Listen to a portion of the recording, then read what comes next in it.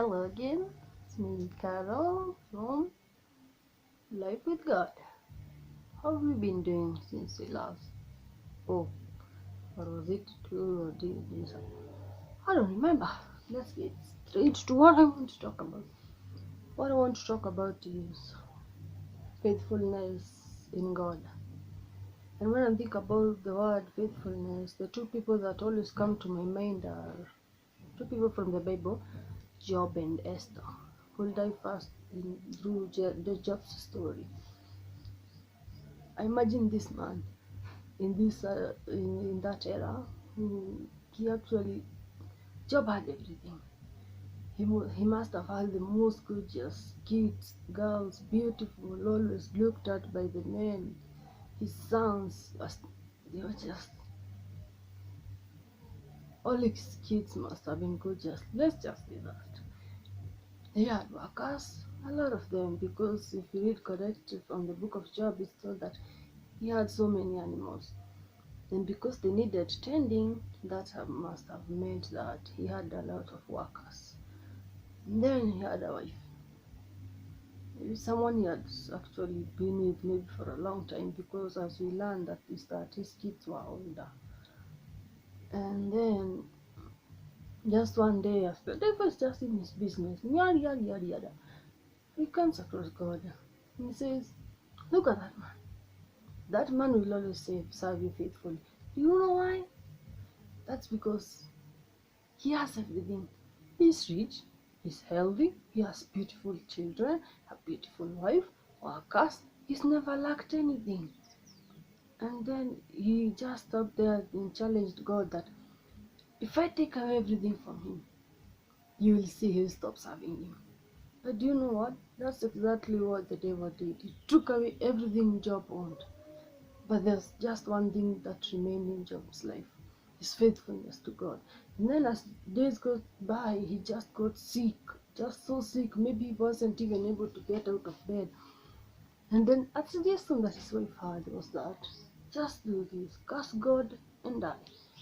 I'm sorry for that fly.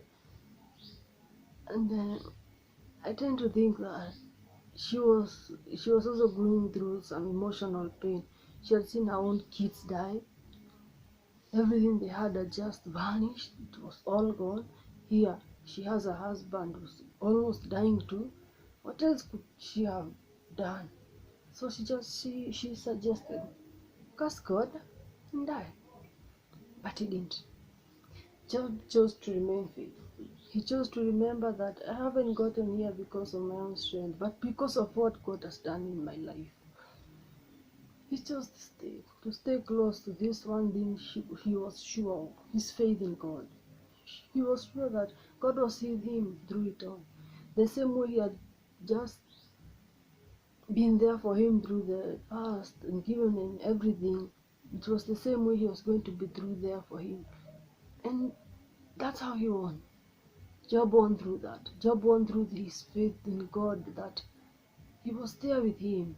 And the devil just lost. He lost, and Job was rewarded back everything tenfold. Everything he had, kids, workers, animals, houses. I mean, literally everything. Only because of his faith in God. Oh, may I suggest that you would choose to have that kind of faith. May I suggest that you would choose to have that kind of faith. I don't know. I'm not sure if I can actually have that. Pretty sure that today, if you take away everything I have, like everything, I'll be shaken. Maybe my faith in God will be shaken. But I lean more to that. I lean more to the fact that through it all, His soul is there. God's soul is there. And the second person is Esther. Esther was brought up in a household where she knew that she served a God who's always there. That's what she had been taught from when she was young. I'm pretty sure she had learned about everything that those days temples are supposed to teach kids as they even grew older. And even through the Bible, the Word of God, everything, they would be uprooted in a way that if you grow older, this is what you'll stand with.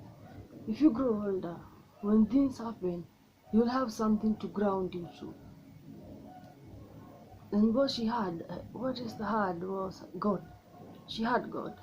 Because when there was some problems with Haman, wanted to just diminish Mordecai because he wouldn't kneel for him.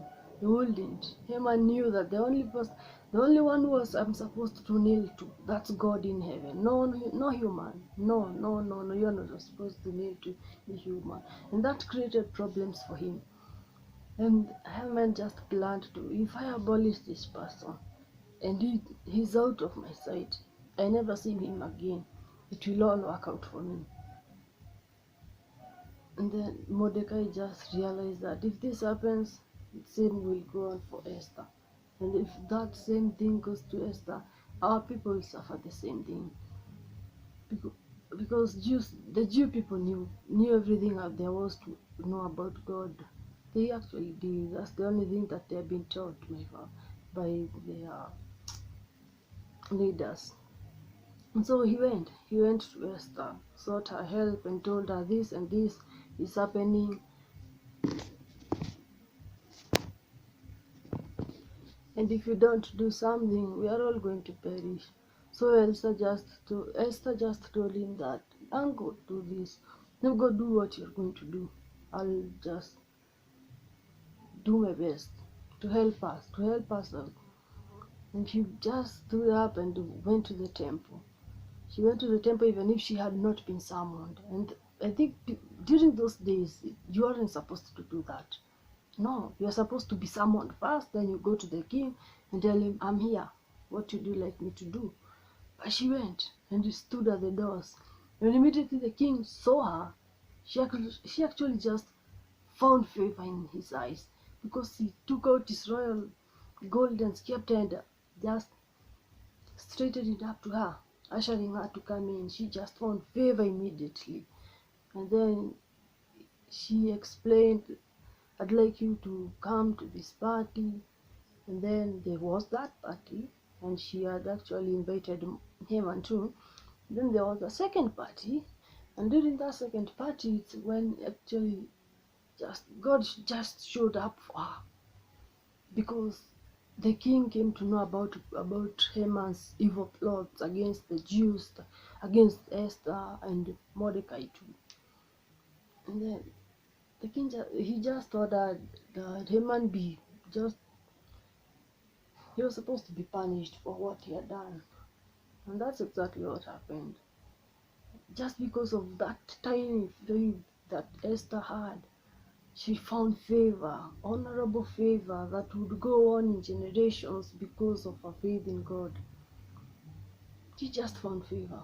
She just found favor in God because she had served faithfully. She had served him faithfully. She had chosen to stand her ground in her faith and known that this is what's right. This is what is in God's path. And if I do this, I'm pretty sure that God will take care of the rest. And that's all that there is about faithfulness in God, no matter the trials. Because obviously we live in a world where it has to be balanced. It's not always going to be good, it's not always going to be bad. So there are trials.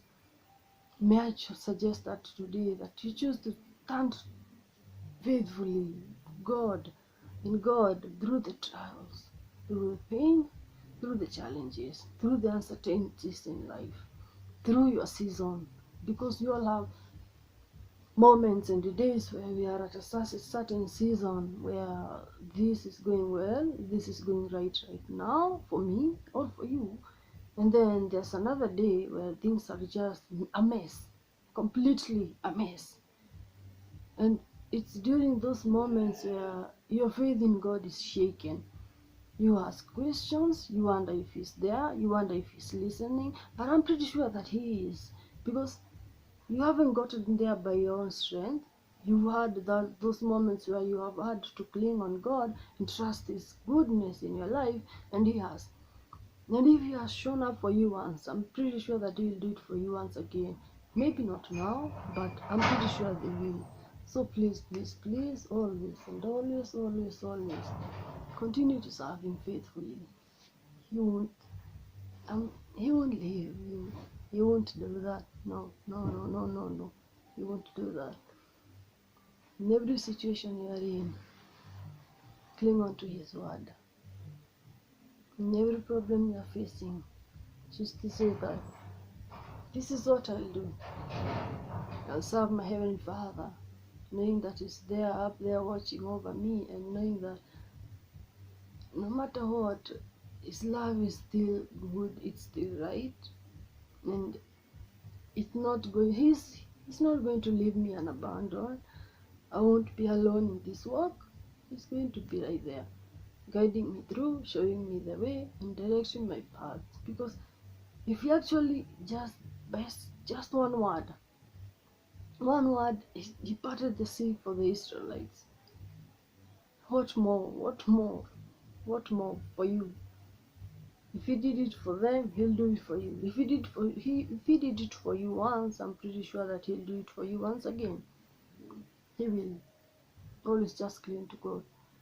Walk in His paths. Things may not always go the way you want them to, but there's a God there's a God up there smiling, knowing that this child of mine, he or she is doing things according to my plans. And He will fulfill the desires of your hearts, all of them. He will always fulfill them. Not the way you expect them to, but He will, because He's a faithful, faithful, and a good God. He's faithful. He's faithful. And I would just like you to know that in every situation you are in, whatever is going on in your life, you will see the goodness of God in this land you are living in. You will experience His love and kindness and just who He is. You will experience it all. Don't let your faith be shaken. And even when it's shaken, just choose to cling to God, to the same God who once showed up for you. Always choose to cling to Him. He will. He'll show up for you. He'll show up for you in ways you cannot begin to imagine. He will show up for you. He'll part the seas for you. He'll just summon people to be there for you. He'll just send strangers to show you favor. You'll find favor in people's eyes you aren't expecting. You'll be grounded in a life where you understand that I'm here because God did this for me. I'm here because it's not by my own strength, but by God's. It's not by anything I've done, but because of the faith I've had in a Father that is loving, is kind. Just don't ever lose your faith in God. Don't ever lose your faithfulness in this Father. Don't do it ever, ever. That's all for today, and wait on for the next one. It's gonna be better than this one, always. And please like, subscribe, comment, ask questions. I mean this to share what God is telling me to. Otherwise, yeah, that's a whole new story. But I'll be sure to tell you all about it. All I'm saying is, I just want you to know the kind of a God that we serve, the life that's inbuilt with this God that's just supreme. He's been there. He's shown up and He's done miracles after miracles. He's blessed us. That's all I'm saying. I'm just here to tell you all about Him. And that's all. Until next time. Bye.